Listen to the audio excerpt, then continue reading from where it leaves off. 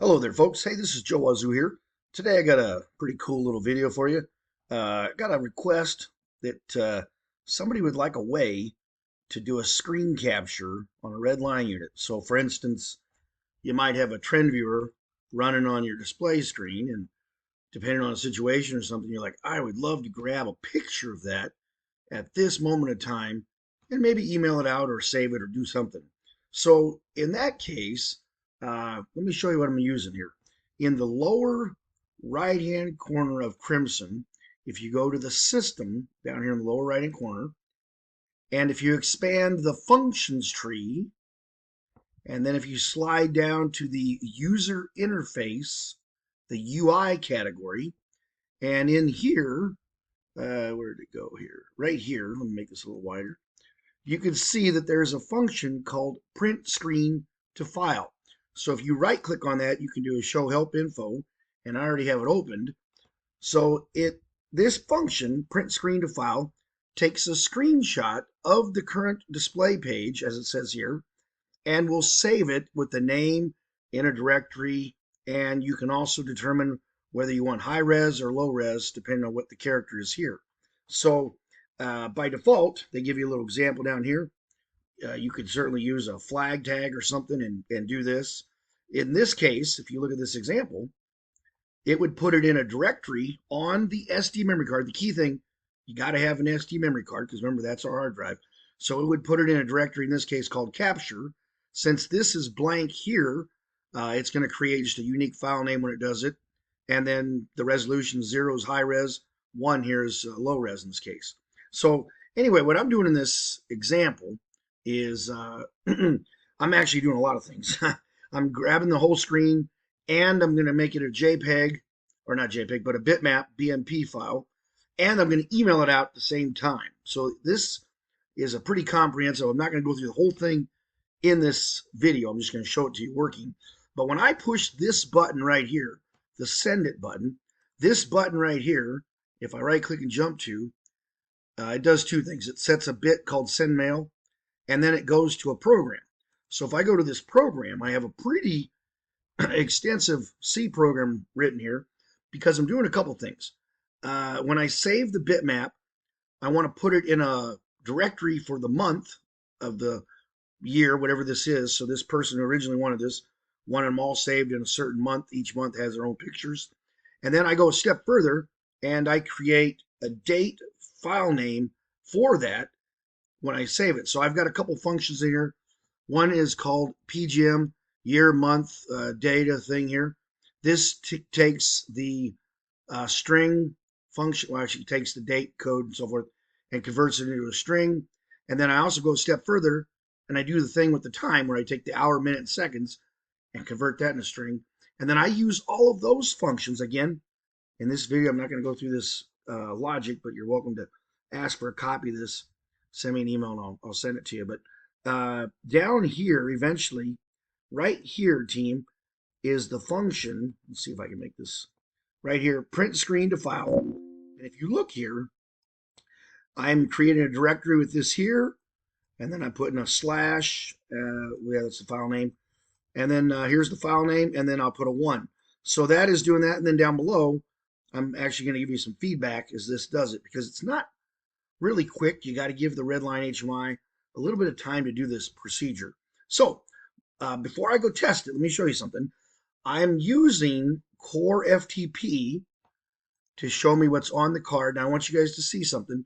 This here's the column of the SD card that's in that HMI I'm testing on. I'm using this on a Graphite G09.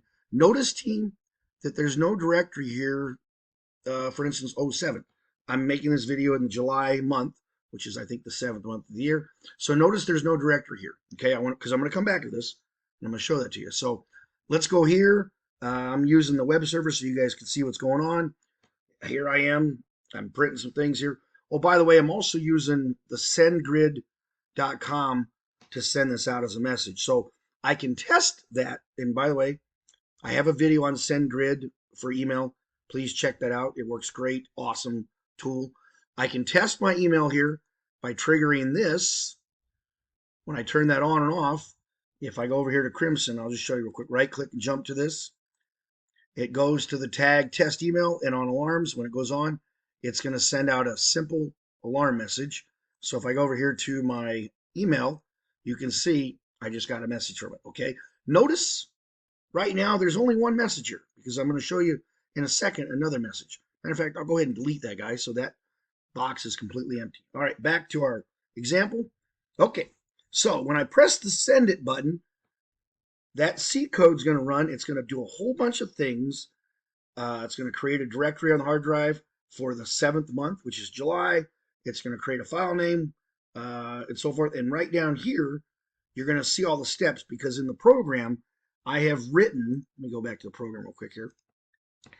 As I step through this, I'm actually giving you some feedback text. I put in here some text. So you'll see as we do this, I'm going to actually show you what happens on the screen. So let's try it out, team.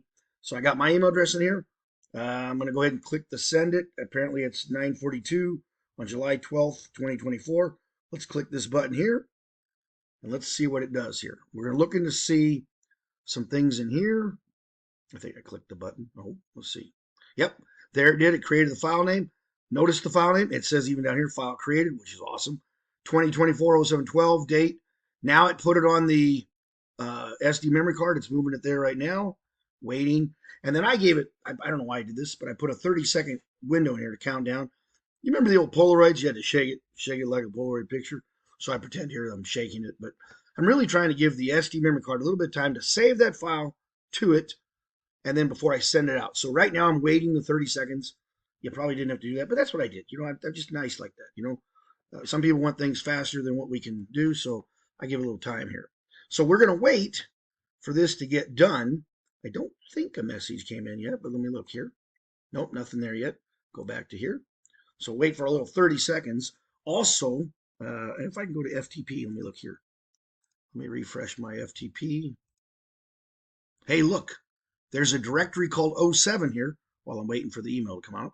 Let me go into here. Look, there's a bitmap image. Oh, this is looking pretty cool. Check out that file name, 2024-07-12, whatever, 422. If I go over here, 422, there it is.